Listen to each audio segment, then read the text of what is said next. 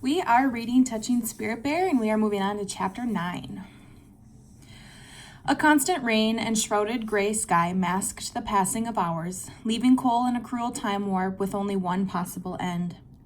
He tried not to think about the end, but he could not ignore the maddening pain from his wounds. As gusts of wind drove the chill deeper into his body, rain kept falling, penetrating his will, seeping into his consciousness, and flooding his soul. This rain fully intended to kill. As Cole weakened, he stared up at the giant spruce tree towering above him. Desperate tears welled up inside and squeezed past his eyelids. The wind gusted harder. What did it matter anymore if he died? Nobody else cared about him, so why should he care about himself? As Cole's gaze drifted among the branches of the tree, a small bird's nest tucked into the fork of two branches caught his attention. The nest rested near the trunk, protected from both the wind and the rain. As Cole watched, a small gray sparrow landed in the nest, twitched about with a flurry of activity, then flew off. Soon it returned again. Each time the sparrow returned, it carried a bug or a worm in its beak and busied itself over the nest. The visits brought faint chirping sounds. Cole squinted and made out little heads jutting above the nest. This was a mother bird feeding her young. Up there on a branch, barely spitting distance away, little sparrows rested dry and warm, having food brought to them in the comfort of a nest built by their mother. The sight of the baby birds irritated Cole. Without his injuries, he could easily have crawled up and knocked the nest down. That's what the stupid birds deserved anyway. After feeding, the mother flitted to a branch near the nest. She ruffled her wings and chest feathers, keeping an eye on her young. Watching the bird made Cole curse every second of his miserable and haphazard life. If he were the mother bird, he would just leave the babies to fend for themselves. She didn't owe them anything. That's how Cole felt. He didn't owe anyone anything. Nobody had ever cared for him, so why should he care about anyone else? He wouldn't even be here on this island, injured, if it weren't for other people and their lame ideas. Nothing had been his fault. Cole's bitterness flickered to life once more. His anger helped to focus his thoughts, but it could not stop the frigid drizzle or the torturing pain that racked his body, nor could it ward off the loneliness. The wind that tugged at Cole's tattered clothing seemed distant. As his attention drifted and his senses dulled, rain numbed his face. Cole stared blankly at the thin silver of blue sky on the western horizon. Exhaustion finally dragged him into a stuporous sleep. Unconscious, he dreamed of the colorful Atoll blanket. His left hand twitched and moved back and forth, pretending to pull the Atoll over his freezing body. The imaginary blanket shielded him from the cold as it had protected many generations before him. Under the imaginary blanket, he slept soundly. A loud rumble woke Cole from his sleep. At first he thought he had gone blind. Then slowly he realized it was nighttime. The wind had let up, but the cold rain still fell relentlessly from some endless reservoir in the sky. Then a blinding flash of lightning lit the horizon. Seconds later, deep rumbling thunder rolled overhead, followed by another flash of lightning. Before the light collapsed into darkness, Cole realized the Atoll he had dreamed of was not covering him, and he sensed a presence. He peered wide-eyed into the black night, but could see nothing. Then lightning flashed again with a sharp crack, closer this time. In that instant, Cole saw it, ghost-like. Barely 50 feet away, the giant spirit bear stood motionless in the rain. Then the night went black again. Terrified, Cole waited, his eyes prying at the darkness. Had the bear returned to kill him? As he waited, the storm worsened. The wind picked up, gusting harder.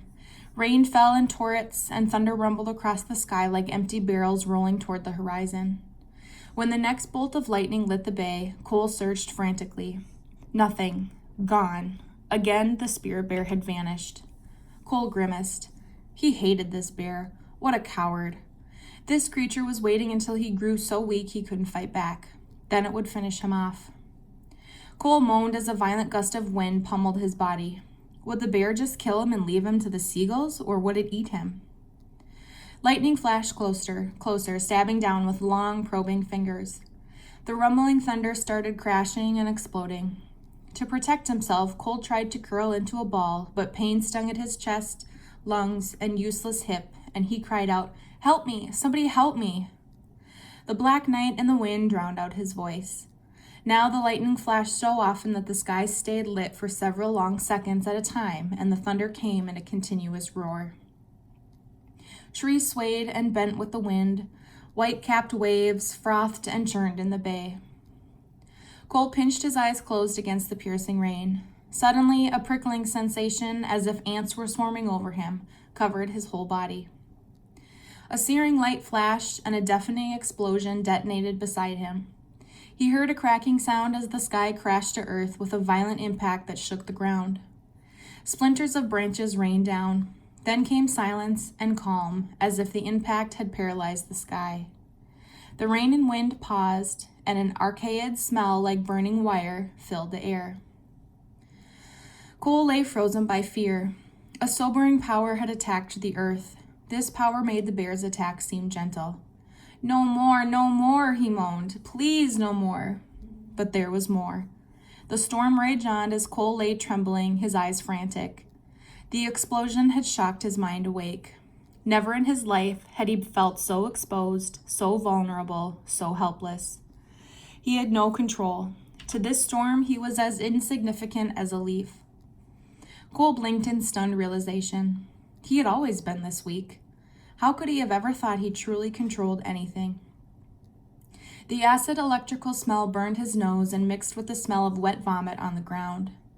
Cole swallowed hard to keep from throwing up again as the storm kept attacking the sky and earth around him. Finally, the wind lost its fury and the sky ran out of rain. The thunder subsided, rumbling back and forth across the sky, searching for someplace else to go. Cole swallowed the taste of bile in his throat and listened to the rumbling overhead. Then, once more, he lost consciousness. When he awoke next, the rain had stopped. Vaguely, he could make out the big spruce tree lying on the ground only feet away from where he lay. Moment by moment, he sorted out what had happened during the storm. Lightning had struck the tree.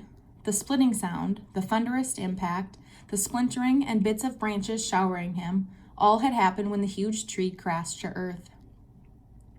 Cole gazed up at the night sky. A bright full moon drifted ghost-like among the broken clouds. The tortured air had calmed but still shifted back and forth. Cole felt desperately weak. Fighting to survive, he could stay here a short while longer.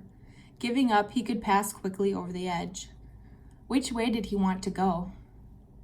He clenched his teeth against the pain and despair. Which way did he want to go? Cole focused his blurred vision on the full moon. It helped him to remain on this side. As he stared, he puzzled at the moon's shape. Something in that hazy shape held meaning. Edwin had said something about a circle. So had Garvey. What had they said? Cole could not remember, but he kept staring up. Later, Cole flopped his head to the side. He could make out the bay and see moonlight reflecting against one shore. The shoreline faded into darkness in the shadow of the trees. Seeing no sign of the spirit bear, Cole returned his attention to the fallen tree beside him. That was when he remembered the baby sparrows. He tried to make out where they might be now among the fallen and twisted branches. He squinted harder, but all he saw was black. What had happened to the baby birds? Mustering all his strength, he raised his head, and with a weak and pinched voice, he called into the darkened branches, "Are you okay?"